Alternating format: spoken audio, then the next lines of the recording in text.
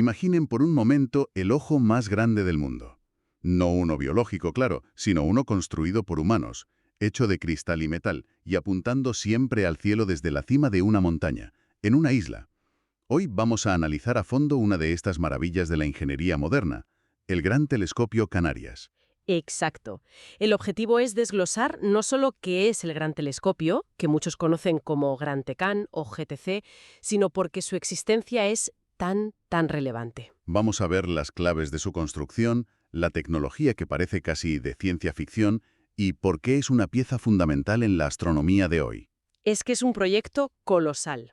Veremos su historia, los instrumentos que le dan su poder y también el contexto de colaboración internacional que lo hizo posible. Pues venga, empecemos por el principio, la ubicación. Fundamental. Está ubicado en el Observatorio del Roque de los Muchachos, en la isla de La Palma. A una altitud considerable, ¿no?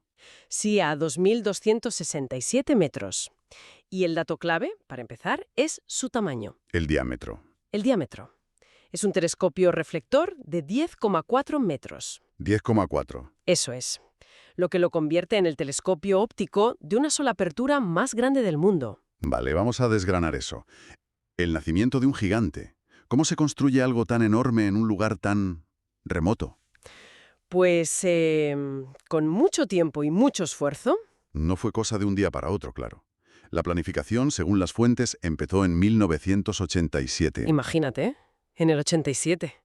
La construcción en sí duró 7 años y tuvo un coste de unos 130 millones de euros. Y no debió de ser un camino de rosas, me imagino. Las fuentes mencionan que la instalación fue muy difícil. Muchísimo. Piensa en las condiciones meteorológicas allí arriba y, sobre todo, los desafíos logísticos. Claro. Transportar equipos tan delicados, tan pesados, a la cima de una montaña por esas carreteras. Es que es una locura. Lo fascinante aquí es la escala del esfuerzo humano. En el proyecto participaron más de 1.000 personas, de 100 empresas distintas. Un auténtico rompecabezas. 1000 personas. Y no fue solo un proyecto español, ¿verdad? No, y eso es fundamental para entender la gran ciencia actual. Es una colaboración internacional. ¿Cómo se reparte? La estructura financiera lo deja muy claro. El 90% del tiempo de observación es para España. Lógico, siendo el principal inversor. Claro. Y luego un 5% es para México, a través de instituciones como la UNAM, la Universidad Nacional Autónoma de México, ¿Y el otro 5%? para la Universidad de Florida, en Estados Unidos. Es un modelo muy habitual hoy en día. Se comparten costes y se comparten descubrimientos. Y después de todo ese esfuerzo, llega el gran momento. Lo que llaman la primera luz. El momento de la verdad. El 13 de julio de 2007. Pero aquí hay un dato curioso. El telescopio empezó sus observaciones preliminares con solo 12 de los 36 segmentos del espejo principal. Sí. Es como abrir un ojo a medio gas por primera vez, ¿no? ¿Por qué no esperar a tenerlo todo? Es una estrategia. Es un hito técnico inmenso. Te permite empezar a probar todos los sistemas. Ah, vale. El control, el software, el movimiento de la cúpula, la refrigeración, todo.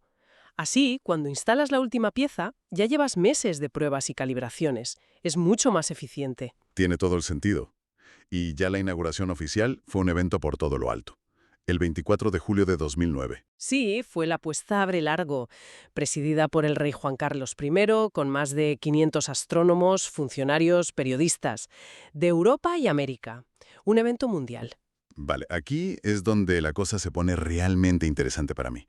La tecnología. Hablemos del espejo. Como decías, no es una única pieza de cristal. No, para nada. Sería imposible fabricar un espejo de 10 metros de una sola pieza.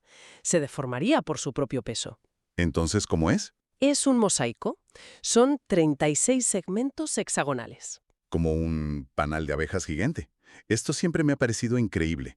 ¿Cómo consiguen que 36 trozos actúen como un espejo perfecto y único? Pues ahí está la magia, a través de un sistema de óptica activa. Óptica activa. Sí, los 36 segmentos, que por cierto están fabricados en Alemania con un material vitrocerámico que se llama Cerodur y que apenas se dilata, Ajá. están controlados por un sistema que los ajusta constantemente, miles de veces por segundo. Los mueve físicamente. Exacto.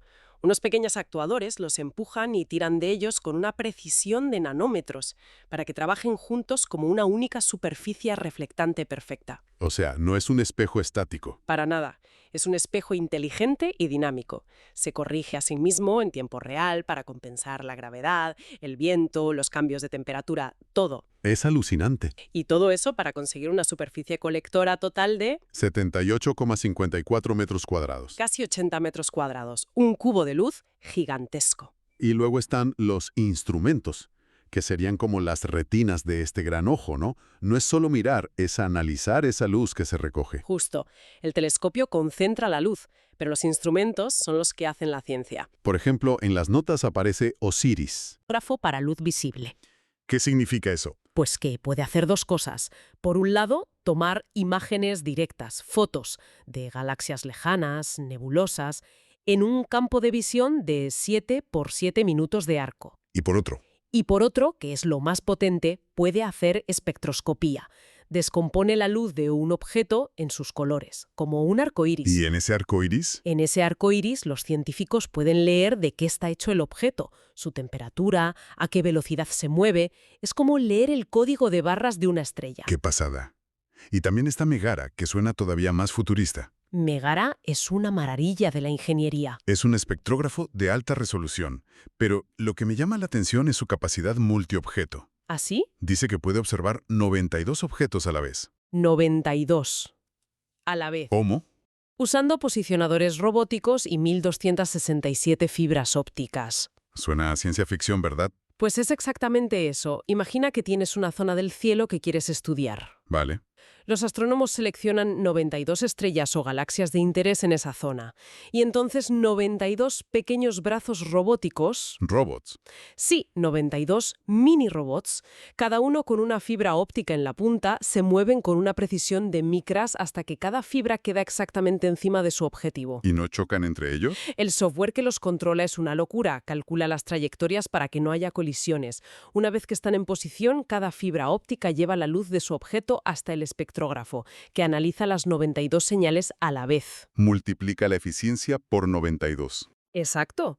Lo que antes llevaba meses, objeto a objeto, ahora se puede hacer en una sola noche. Es un salto brutal. Brutal. Pero veo que la tecnología avanza y también se queda obsoleta. Tenemos el caso de un instrumento llamado CanariCam, Ah, CanariCam. que ya no está en funcionamiento desde febrero de 2021. ¿Qué tenía de especial y por qué se jubiló? CanariCam era muy especial, sí. Trabajaba en el infrarrojo térmico. O sea, veía el calor, no la luz visible. Justo. Era perfecto para observar cosas frías u ocultas por el polvo, como zonas donde se están formando estrellas o los centros de las galaxias. ¿Y su gran innovación? Fue de ingeniería. Para ver el calor frío del espacio, el propio instrumento tiene que estar a una temperatura gélida. Si no, su propio calor lo ciega. Claro, el calor del aparato interferiría. Por supuesto. Tradicionalmente, esto se conseguía con criógenos líquidos, como el helio líquido, que son carísimos y muy difíciles de manejar. Y CanariCam no lo usaba. No, usaba un sistema de criorrefrigerador de ciclo cerrado, básicamente una especie de frigorífico de ultra alta tecnología. ¡Qué bueno! Enfriaba la óptica a unos 245 grados bajo cero y el detector a unos impresionantes 265 bajo cero. Menos 265, casi el cero absoluto. Casi. Y todo en un diseño muy compacto, de menos de 400 kilos. Fue un gran avance. Se retiró porque, bueno, los instrumentos tienen una vida útil. Surgen nuevas tecnologías. Surgen nuevas tecnologías y nuevas prioridades científicas. Los observatorios planifican estas renovaciones para mantenerse siempre en la vanguardia. De acuerdo. Hemos desgranado la construcción, la colaboración internacional, la tecnología, que es de verdad alucinante. Pero todo esto nos lleva a la gran pregunta. ¿Y todo esto, para qué? La pregunta del millón. ¿Por qué es tan importante tener el telescopio óptico más grande del mundo? ¿Qué significa? Si conectamos todo esto con el panorama general, la clave está en la capacidad de recoger luz. El tamaño del espejo. El tamaño del espejo. En astronomía, el tamaño lo es todo. Cuanto más grande es el espejo, más luz puede captar. ¿Y más luz significa? Significa dos cosas: poder ver objetos mucho más débiles y poder ver objetos mucho más lejanos. ¿Y cómo la luz tarda en viajar? Mirar lejos es, literalmente, mirar atrás en el tiempo. El Gran Tecán es nuestra máquina del tiempo más potente. Me encanta esa idea, pero dame un ejemplo concreto. ¿Hay algún descubrimiento del GTC que haya hecho a la comunidad científica decir, un momento, esto cambia lo que creíamos saber? Absolutamente. Y varios. Por ejemplo, gracias a la sensibilidad de Osiris, el GTC fue clave para estudiar una de las galaxias más masivas y lejanas que se habían detectado en el universo primitivo. Una galaxia muy, muy lejana. Muy, muy lejana y muy, muy grande. Una auténtica bestia que, según los modelos cosmológicos que teníamos entonces, simplemente no debería existir. ¿Cómo que no debería existir? Era demasiado grande, demasiado madura, para haberse formado tan rápido después del Big Bang. No había dado tiempo, según las teorías. ¿Y eso qué significa en la práctica? ¿Que los modelos estaban mal? Significa que están incompletos. Ese descubrimiento no es solo un dato curioso para un catálogo, es una pieza que no encaja en el puzzle. Y obliga a repensarlo todo. Obliga a los cosmólogos a replantearse sus teorías sobre cómo de rápido se formaron las primeras estructuras gigantes del universo. Vaya. Quizás la materia oscura se agrupó de forma más eficiente de lo que pensábamos, o quizás hubo algún mecanismo desconocido que aceleró todo el proceso. El GTC no solo nos da respuestas, nos da mejores preguntas. Me gusta eso. No solo encontrar cosas nuevas, sino poner a prueba los cimientos de nuestro conocimiento del cosmos. Exacto. Y además refuerza la posición de las Islas Canarias, y concretamente del Observatorio del Roque de los Muchachos, como uno de los mejores lugares del mundo para la astronomía. No solo por el cielo. No solo por el cielo, sino por la concentración de instalaciones de primer nivel. Tener la instalación más potente atrae a los mejores investigadores, fomenta la colaboración y genera nuevas inversiones. Se crea un ecosistema de innovación. Entonces, resumiendo, el Gran Telescopio Canarias es mucho más que un telescopio gigante. Muchísimo más. Es el resultado de décadas de planificación, una proeza de la ingeniería con su espejo segmentado y su óptica activa, y un centro neurálgico para la ciencia gracias a sus avanzados instrumentos. Y es en esencia un símbolo de la colaboración internacional para responder a las preguntas más grandes que nos hacemos. Un símbolo de la curiosidad humana construida a una escala heroica. No se podría definir mejor. Has dicho antes, y me quedé con ello, que es el más grande de su clase. Ahora, Ajá. ¿eso implica que ya hay competencia en el horizonte? ¿Y qué competencia? El GTC es el rey actual en su categoría, pero la carrera por construir ojos aún más grandes no se detiene nunca. ¿Y qué viene ahora? En Chile se está construyendo el telescopio extremadamente grande, el ELT. El Extremely Large Telescope. Sí, nuestro gigante de 10 metros parezca pequeño a su lado. 39 metros. Es una escala que cuesta incluso imaginar. Completamente. Y esto nos deja con una reflexión final de cara al futuro. A ver, Cada vez que la humanidad ha construido un telescopio más grande, hemos descubierto cosas que ni siquiera sabíamos que existían. fenómenos que han revolucionado la física. Y la cosmología. Así que la pregunta no es solo qué veremos con estos nuevos gigantes como el ELT. La pregunta es... La pregunta es, ¿qué descubrimiento impensable, que hoy nos suena a pura ciencia ficción, nos obligará a reescribir de nuevo todos los libros? ¿Qué preguntas que hoy ni siquiera podemos imaginar surgirán de esas próximas observaciones? Esa es la gran cuestión. Y la razón por la que seguimos construyendo estos ojos gigantes para mirar al cielo.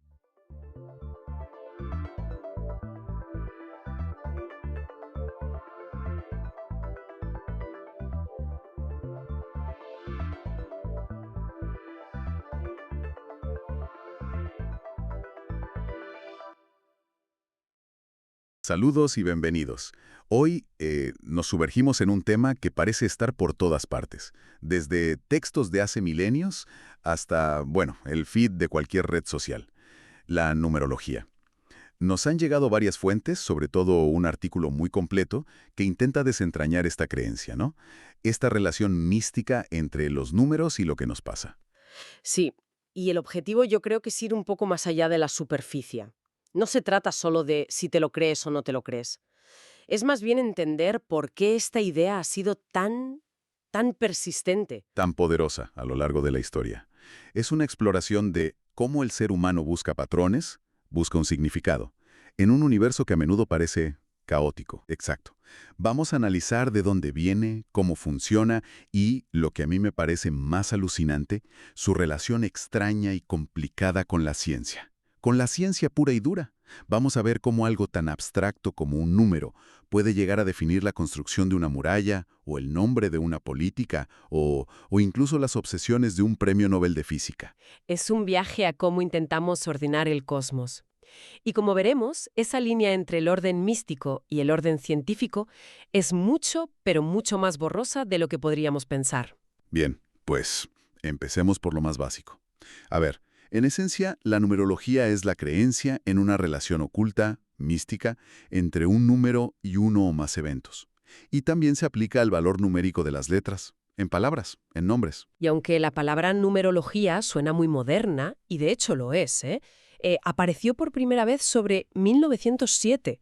La práctica es antiquísima. Su nombre original era aritmancia, que es mucho más revelador, la verdad.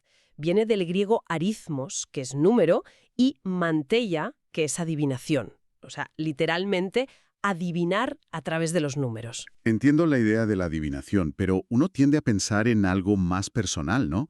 Como leer la mano o las cartas. Pero es que aquí hablamos de algo a una escala totalmente distinta. La fuente que tenemos menciona un ejemplo que me ha dejado, boquiabierto. Una inscripción del rey asirio Sargón II del siglo VIII a.C. Ah, la muralla de Khor-Shabbat es un ejemplo potentísimo. Potentísimo, sí, pero también suena un poco increíble, ¿no? O sea, ¿me estás diciendo que un rey construyó una muralla de una longitud absolutamente específica, 16.283 codos, solo para que el número coincidiera con el valor de su nombre? ¿No podría ser una forma de...? De propaganda, de crear un mito alrededor de su figura. Es una pregunta excelente, y es la forma correcta de mirarlo. Es imposible saber su intención al 100%. Pero, a ver, sea propaganda o sea creencia literal, lo que nos dice es que esa conexión entre el poder, los números y el destino era tan fuerte que se consideraba digna de grabarse en piedra. Para la posteridad, al vincular la estructura física de su ciudad con su propio nombre, Sargón II estaba declarando que su reinado no era un accidente, era parte de un orden cósmico. Y eso le daba una legitimidad divina. Visto así, tiene mucho más sentido. No es un capricho, es una declaración de poder en toda regla. Y esta idea de que las letras tienen un valor numérico, ¿de dónde sale exactamente? Pues se desarrolla de forma paralela a la propia escritura y a las matemáticas. La fuente señala el sistema milesio de la ciudad griega de Mileto. Allí, las letras del alfabeto se usaban también como cifras. Esto es clave. Para ellos, una letra y un número no eran dos cosas separadas, como lo son para nosotros. Podían ser la misma cosa. Y claro, si las letras de tu nombre son también números, es natural empezar a sumar y a buscar significados. El propio Aristóteles cuenta que los pitagóricos, en el siglo VI a.C., ya practicaban la isopsefia, que es básicamente esto, calcular el valor numérico de las palabras para compararlas. O sea que Pitágoras, a quien asociamos todos con el teorema que nos atormentaban en el colegio, estaba metido en un mundo donde los números eran mucho más que herramientas de cálculo, tenían un carácter casi divino, por lo que veo. Totalmente. Para los pitagóricos, todo es número. Creían que el universo estaba construido sobre principios matemáticos y que estos números tenían propiedades místicas. Y esta idea no se quedó en una pequeña secta filosófica, se expandió por todo el mundo antiguo. La fuente menciona que era común en la época de Alejandro Magno, que la adoptaron en Egipto bajo el reinado de Ptolomeo II y que fue fundamental en la literatura rabínica a través de la gematría para interpretar textos sagrados.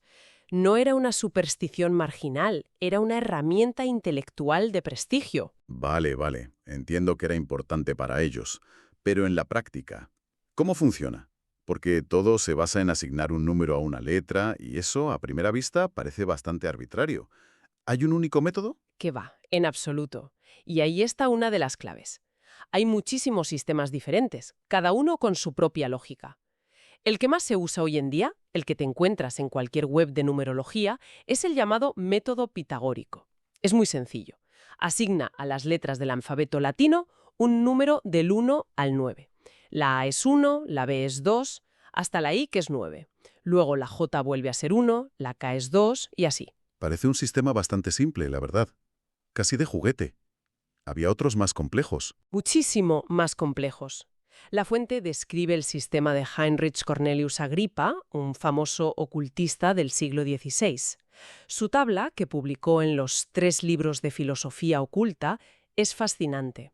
Es una auténtica cápsula del tiempo lingüística. Una cápsula del tiempo. ¿A qué te refieres con eso? Me refiero a que su sistema refleja perfectamente cómo era el alfabeto latino en su época. Hoy damos por sentadas las 26 letras, pero en el siglo XVI las letras U, J y W pues no se consideraban parte estándar del alfabeto. La V se usaba tanto para el sonido U como para el B, y la I se usaba para I y para J. Y el sistema de Agrippa tiene anotaciones especiales para estos casos. Diferencia entre la V usada como consonante y la V usada como vocal. O sea que el propio sistema numerológico es como un fósil del lenguaje de ese momento. Demuestra que no son verdades eternas y universales, sino que están súper ligadas a la cultura y a la lengua en la que nacen. Exactamente. Y hay otros con raíces igual de profundas. Ya hemos mencionado la gematría, la práctica tradicional judía. Ahí la conexión es muy fuerte. Por ejemplo, en hebreo, la palabra para vida, Jai, se escribe con 2 letras que suman 18. Por eso, el número 18 se considera un número de buena suerte y es muy común hacer donaciones o regalos en múltiplos de 18 en la cultura judía.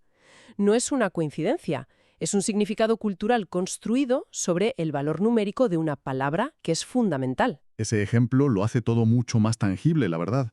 Es fascinante cómo estos sistemas antiguos estaban tan ligados al lenguaje de su época.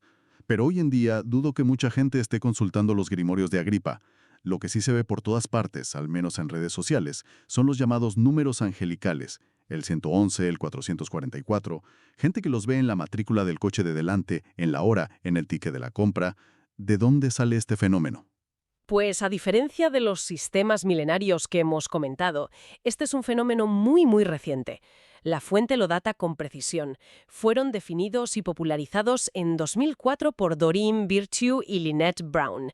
La idea central es que ver estas secuencias numéricas repetidas son mensajes directos de los ángeles. Entiendo. Un fenómeno muy del siglo XXI, nacido en la era de Internet y popularizado a través de la cultura New Age. Supongo que es una de esas ideas que, una vez se establecen, se convierten en un pilar de ese movimiento. Lo fue. Pero aquí es donde la historia da un vuelco que es increíble. La fuente señala que en 2024, la propia Doreen Virtue, la co-creadora del concepto, Espera. ¿La misma persona que los creó?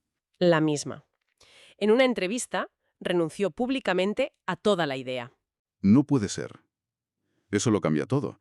Es como si J.K. Rowling dijera de repente que la magia no existe y que Hogwarts es una tontería. ¿Qué dijo exactamente? Sus palabras exactas, según la fuente, fueron: «Es basura, lo lamento, y siento haberlos creado». Declaró que no eran mensajes de ángeles, sino algo que ella misma se había inventado. Vaya. Es demoledor. La persona que lo puso en el mapa cultural lo desmiente y lo llama basura. Esto nos obliga a mirar estos fenómenos modernos con una lente mucho más crítica, ¿no? A diferencia de los sistemas antiguos cuya autoría es anónima o se atribuye a figuras legendarias como Pitágoras, aquí tenemos a la creadora diciendo explícitamente: me equivoqué, lo inventé. Plantea una pregunta muy importante sobre la autoridad y la creación de sistemas de creencias en la era digital. Una idea puede nacer, hacerse viral, generar una comunidad enorme de creyentes y de repente ver sus cimientos demolidos por su propia arquitecta. Es un fenómeno fascinante y muy contemporáneo. Desde luego. ¿Y esa influencia cultural no se limita a fenómenos de Internet? La numerología ha ido apareciendo en lugares muy diversos a lo largo de la historia, ¿verdad? Absolutamente. No se quedó en los textos antiguos. En el siglo XVII, por ejemplo, el alquimista árabe Jabir ibn Hayyan basaba todos sus experimentos en una numerología muy elaborada. La extraía de los nombres de las sustancias químicas en árabe. Creía que el equilibrio numérico de una palabra revelaba el equilibrio químico de la sustancia. Y también en la literatura. La fuente menciona una obra de Sir Thomas Browne de 1658, The Guardian of Cyrus. Sí, es un caso de estudio casi perfecto de cómo una mente puede empezar a ver un patrón en todas partes. Es un libro entero dedicado a demostrar, de forma casi obsesiva, que el número 5 y el patrón geométrico del quincunce, 4 puntos en un cuadrado con un quinto en el centro, se encuentran en todo el arte, el diseño y sobre todo en la naturaleza. Es la búsqueda de un código secreto en la creación. Y esa búsqueda no ha terminado. Llega hasta hoy de formas muy directas. En 2025, la parlamentaria australiana Susan Ley cambió la ortografía de su nombre de Susan a Susan. La razón que dio fue que un numerólogo le había dicho que ese cambio le traería más emoción y dinamismo a su vida. Y es importante señalar que no hablamos de una figura marginal, ¿eh? Hablamos de la vicelíder de uno de los principales partidos políticos de Australia. Esto nos muestra cómo estas creencias operan en las esferas de poder. Y no es un caso aislado. La celebridad Gwyneth Paltrow, una figura muy influyente en el mundo del bienestar, marcó en sus redes sociales el inicio de su ciclo numerológico de 9 años, un concepto que supuestamente significa transformación y cierre. Se ha integrado completamente en el lenguaje del desarrollo personal y el wellness moderno. Pero en el otro extremo del espectro, en la comunidad científica, la palabra numerología tiene una connotación totalmente distinta. Es básicamente un insulto, ¿no? Correcto. Se usa de forma coloquial para descalificar una teoría. Si un científico dice que la hipótesis de un colega es pura numerología, lo que está sugiriendo es que se basa en coincidencias numéricas llamativas, en patrones forzados, pero que carece de una base causal o empírica. Es una forma de decir, has encontrado una coincidencia curiosa, pero eso no es ciencia de verdad. Y sin embargo, y aquí es donde la historia se pone increíblemente interesante, la fuente revela que algunas de las mentes científicas más importantes del siglo XX estaban, por decirlo suavemente, fascinadas con ciertas coincidencias numéricas. Profundamente fascinadas. Hablamos de gigantes, del físico Paul Dirac, uno de los padres de la mecánica cuántica, del matemático Hermann Weyl, o el astrónomo Arthur Stanley Eddington. Estaban intrigados por la aparición de ciertos números adimensionales muy grandes en el universo. ¿A qué tipo de números se refieren? Por ejemplo, a la relación entre la fuerza electromagnética y la fuerza de la gravedad. La electromagnética es increíblemente más fuerte, un número con 39 ceros detrás. O la relación entre la edad del universo y la unidad atómica de tiempo. Se preguntaban si estas cifras enormes eran un simple accidente cósmico o si apuntaban a una teoría física más profunda, unificada, que aún no comprendíamos. Había una razón para que los números fueran esos y no otros. Y luego está el caso de Wolfgang Pauli, otro premio Nobel que estaba casi obsesionado con un número muy concreto, el 137. Sí, su fascinación por el 137 es legendaria. Este número, conocido como la constante de estructura fina, es fundamental en física porque relaciona la velocidad de la luz, la carga del electrón y la constante de Planck. Es un número puro, no tiene unidades, y Pauli no podía entender por qué la naturaleza había elegido ese valor concreto, aproximadamente 1 partido de 137.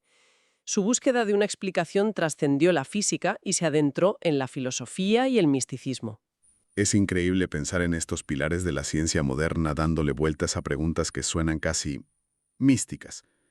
Y esto nos lleva a una cita de la fuente que me parece la más provocadora de todas, la del matemático I.J. Good. Sí, es una cita que te obliga a replanteártelo todo. Sostiene que no deberíamos despreciar la numerología tan a la ligera. Afirma, y cito, que la numerología fue el origen de teorías que transformaron la sociedad, como el electromagnetismo, la mecánica cuántica y la gravitación. Esa es una afirmación potentísima. Está diciendo que la numerología es la madre de la física moderna. De buscar patrones y armonías en el cosmos, fue el motor de algunos de los mayores descubrimientos. El ejemplo que dais, Johannes Kepler. Kepler llegó a su tercera ley del movimiento planetario, que es una piedra angular de la astronomía, a través de una búsqueda casi mística de las armonías de las esferas, una idea heredada de los pitagóricos. Estaba convencido de que las órbitas planetarias debían seguir unas proporciones musicales y geométricas perfectas. Se equivocó en la premisa mística, pero en esa búsqueda encontró una ley física fundamental y correcta. Entonces, la conclusión de Good es que el verdadero debate no es si una fórmula parece numerológica. Exacto. Su conclusión es que la pregunta importante es si esa fórmula es correcta. y por correcta entiende que tenga una buena explicación, aunque esa explicación todavía no la conozcamos. Él habla en un sentido platónico. La explicación puede existir en el universo de las ideas posibles, aunque la ciencia actual aún no haya llegado a ella. Es decir, que una coincidencia numérica extraña podría ser el primer indicio, la punta del iceberg, de una estructura subyacente real que la ciencia del futuro acabará por explicar. Lo que hoy parece numerología podría ser la física de mañana. Esa es la idea. Desdibuja la línea que trazamos tan cómodamente entre ciencia y pseudociencia. Nos sugiere que la búsqueda de patrones, incluso cuando parece mística o irracional, puede ser el motor del descubrimiento. La clave, por supuesto, es no quedarse satisfecho con el patrón, sino seguir buscando incansablemente la explicación causal que hay detrás. Vaya recorrido. Empezamos con un rey asirio grabando su nombre en una muralla y terminamos con los padres de la física cuántica cuestionándose las constantes del universo. Si tuviéramos que destilarlo todo, ¿qué nos llevamos de este análisis?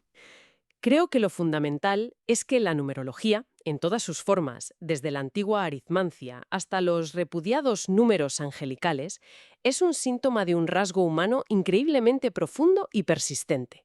Nuestra necesidad de encontrar patrones, de creer que el universo no es arbitrario.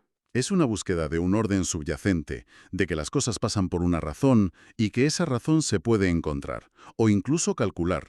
Lo hemos visto en la religión, en la política, en la cultura popular y, sorprendentemente, en el corazón mismo de la investigación científica. En última instancia, ya sea en las letras de un nombre, en la repetición de un número en un reloj o en las constantes fundamentales de la física, el impulso de encontrar sentido en el aparente caos es lo que nos define, es lo que nos ha llevado a crear mitos, religiones y también la propia ciencia. Y esto nos deja con una idea final para la reflexión, que se deriva directamente del argumento de I.J. Good.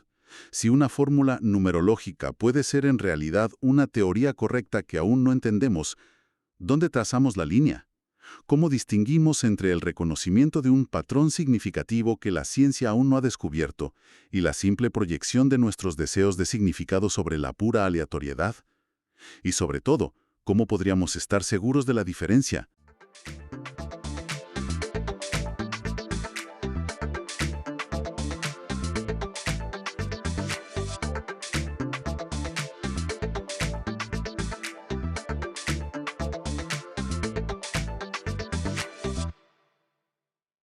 Si te pido que pienses en el animal más rápido del planeta, casi seguro que te imaginas a un guepardo corriendo a toda velocidad por la sabana. Es la imagen clásica, ¿verdad? Es la imagen que todos tenemos en la cabeza, sí, pero es incorrecta. Totalmente incorrecta. El verdadero campeón de la velocidad no tiene patas, sino alas. Y no corre, Se desploma. se desploma, exacto. Exacto. Hablamos de un ave, el halcón peregrino.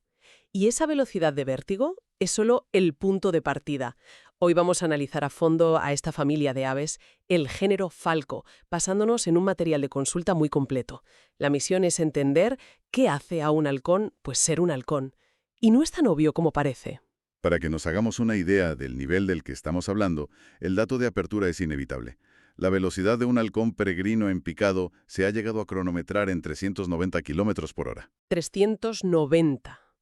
Es una cifra que cuesta hasta procesar. Es una barbaridad. Es más rápido que un tren de alta velocidad. ¿Cómo es posible que un ser vivo soporte eso? Supongo que todo empieza por su diseño, por su anatomía. Es como un avión de combate biológico. Es que la analogía es perfecta, de verdad. Cada parte de su cuerpo es una solución de ingeniería para la velocidad y la agilidad. Empecemos por las alas, imagino. Empecemos por las alas. No son las alas anchas y largas de un águila, que están hechas para planear. Para ahorrar energía, claro. Exacto. Las de un halcón son finas, puntiagudas, casi como cuchillas. Para cortar el aire. Justo. Están diseñadas para batir con una frecuencia altísima y hacer cortes limpios en el aire, permitiendo aceleraciones y virajes que desafían la física. O sea, no están pensados para el crucero, para el vuelo sostenido, sino para el combate aéreo. Exactamente. Y su armamento principal también es muy particular. Ah, ¿sí? La gente piensa en las garras, y sí, son poderosas, claro, para sujetar a la presa en el aire. Pero a diferencia de águilas o gavilanes, que matan por constricción con sus garras, Que aprietan hasta asfixiar o matar. eso es, el golpe de gracia del halcón es mucho más quirúrgico. lo dan con el pico. Con el pico. Creía que era solo para desgarrar la comida una vez cazada. Pues no. Tienen una muesca afilada en el borde del pico superior que se conoce como diente tomial. ¿Un diente tomial? Sí, y está perfectamente diseñada para encajar entre las vértebras cervicales de sus presas. Vaya. En pleno vuelo, tras el impacto, un solo mordisco preciso en el cuello es suficiente para seccionar la médula espinal. ¡Qué barbaridad! Es letalmente eficiente. ¿Qué nivel de especialización? Es un diseño increíblemente afinado para la caza. Pero me pregunto, ¿nacen ya siendo estas máquinas perfectas? Aprender a manejar un cuerpo así debe ser complicadísimo.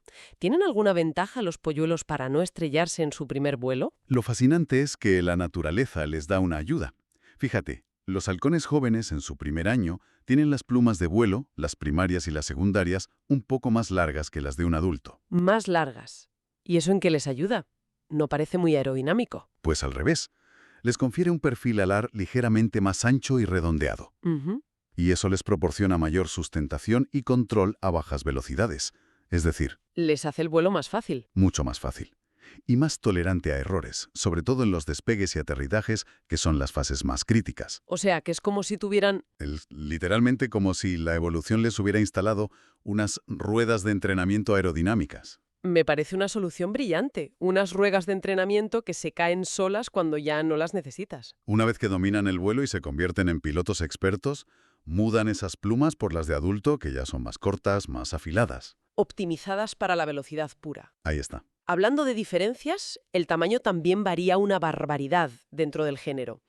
Tenemos desde el diminuto halconcito africano, de 20 centímetros, Que es minúsculo. hasta el gerifalte, que llega a los 65. Y dentro de una misma especie, machos y hembras no son iguales. Cierto. Y aquí encontramos otro rasgo muy extendido en las rapaces.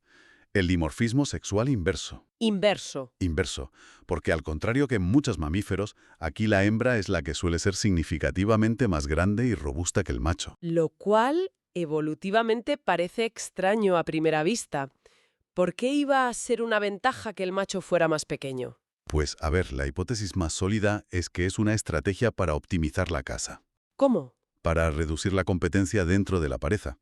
Si el macho es más pequeño y ágil, puede especializarse en presas más pequeñas y rápidas, como pequeños pájaros, por ejemplo. Entiendo. La hembra, al ser más grande y potente, puede cazar presas de mayor calibre, como palomas o perdices. Ah, claro. De este modo, la pareja no compite por los mismos recursos. Exacto.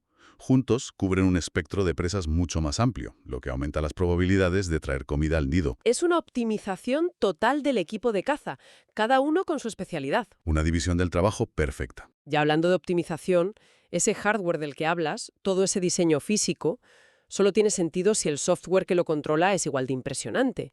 Me refiero a su percepción, a su famosa vista. ¿Es tan buena como dice la leyenda? La leyenda, se queda corta. Su sistema visual es uno de los más avanzados del reino animal. ¿Hasta qué punto? El material de consulta cita un estudio que medía la agudeza visual de una especie de halcón en 2,6 veces la de un ser humano con visión perfecta, con visión 20/20. 2,6 veces. Es muchísimo. Pueden distinguir un objeto de 10 centímetros a una distancia de 1,5 kilómetros. Alucino.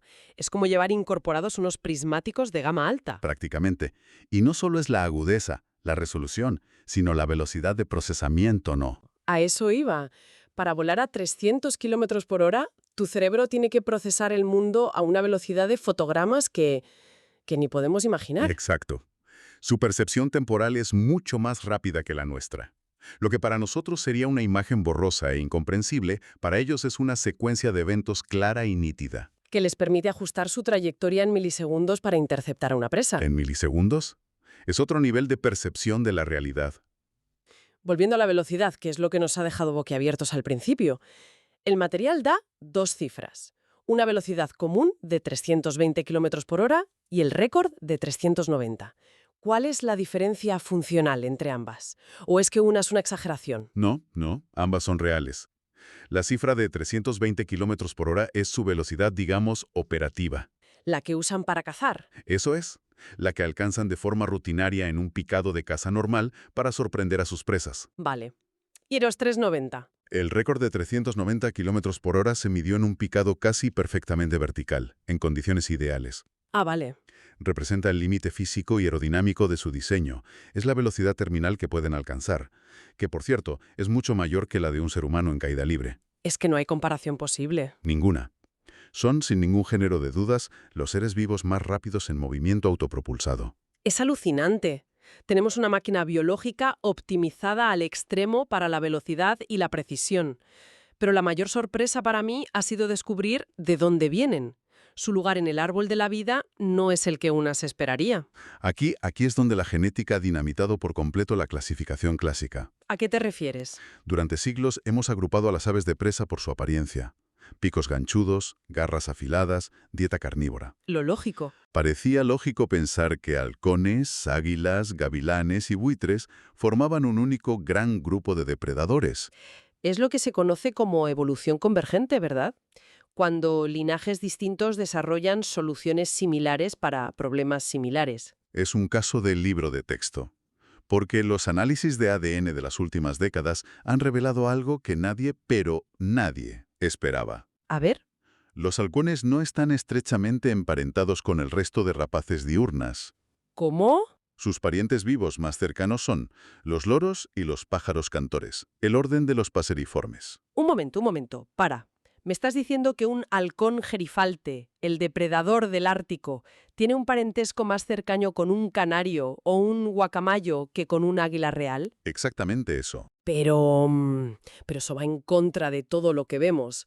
La forma, la función, el comportamiento, todo grita ave de presa. ¿Cómo es posible que la genética contradiga de forma tan rotunda lo que ven nuestros ojos? Esa es la pregunta del millón, y nos enseña una lección fundamental sobre la evolución.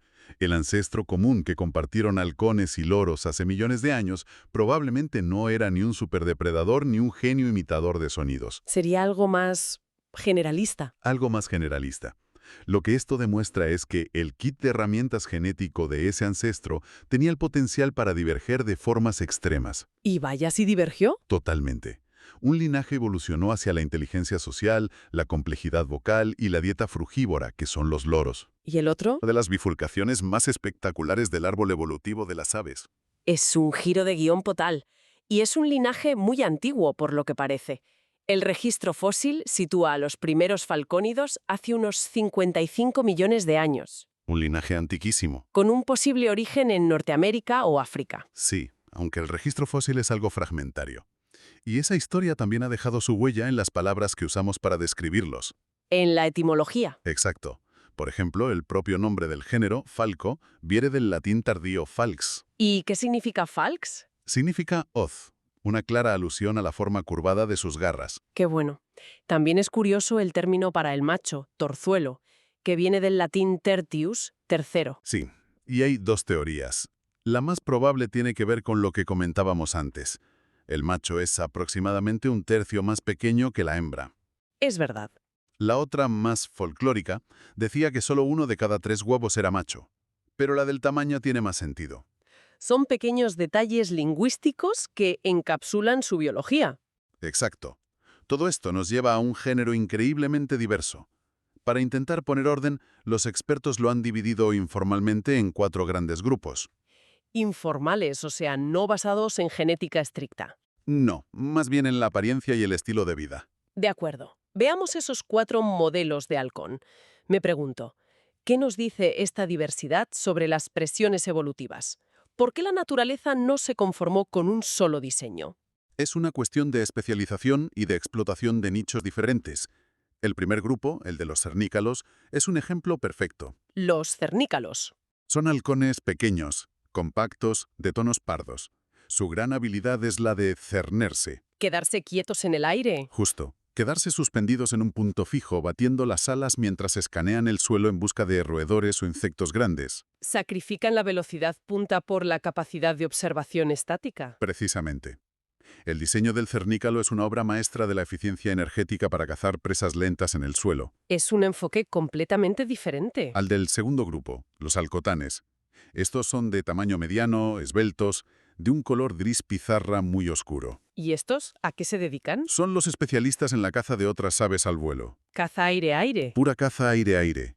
Golondrinas, vencejos, Su diseño es para la agilidad y las persecuciones acrobáticas. Dos estrategias muy distintas y supongo que el tercer grupo es el de los especialistas en velocidad pura. Sin duda. Aquí está el halcón peregrino y sus parientes más cercanos. Son los Fórmula 1 del género. ¿Los de los picaos? Los de los picados.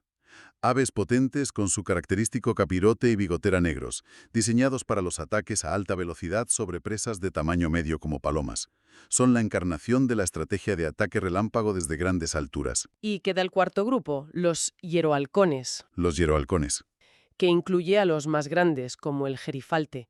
¿Cuál es su especialidad? Son los pesos pesados. Aves grandes, muy poderosas, adaptadas a hábitats abiertos como estepas o la tundra ártica. Más fuerza bruta. Mucho más. El gerifalte, por ejemplo, puede cazar desde perdices nivales hasta liebres árticas. Su estrategia es más de persecuciones a baja altura, combinando la velocidad con una potencia abrumadora. El nombre hierohalcón suena como a halcón sagrado o algo así. Viene del griego, hierax, que significa gavilán. Morfológicamente tienen patrones de plumaje que a veces recuerdan a los de los gavilanes. De ahí su nombre, que significa halcones gavilán. Entiendo, así que tenemos 4 soluciones evolutivas distintas. El observador eficiente, el acróbata ágil, el velocista del picado y el perseguidor potente. Pero decías que esta clasificación es informal y que la genética la está complicando. La está poniendo patas arriba en realidad.